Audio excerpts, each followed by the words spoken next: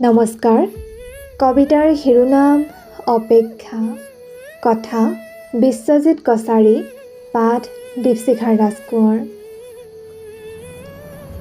তোমাৰ অপেক্ষাত থাকোঁতেই বছৰৰ পাছত বছৰ সলনি হ'ল, যৌৱন সলনি হ'ল, তথাপিও তোমাৰ মন সলনি নহ'ল।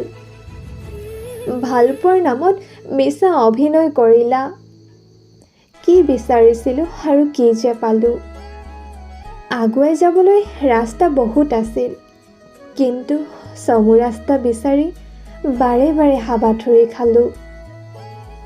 দুখবোৰ অন্তৰত সাঁচি থৈ, কথাবোৰ মনত চেপি লৈ, তোমাৰ অবিহনে অকলে অকলে আগুৱাই যাবলৈ চেষ্টা কৰিলোঁ।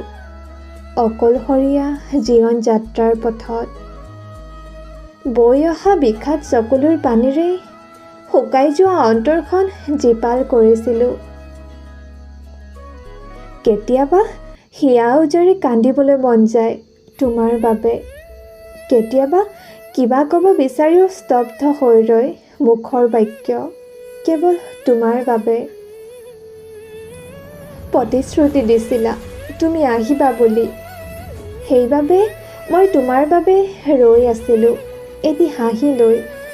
কিন্তু সুখৰ হাঁহিৰ সলনি আজীৱন মোক পিন্ধাই গলা এটি বিষাদৰ হাঁহি চিৰলগৰি কৰি অপেক্ষাৰ অন্তত।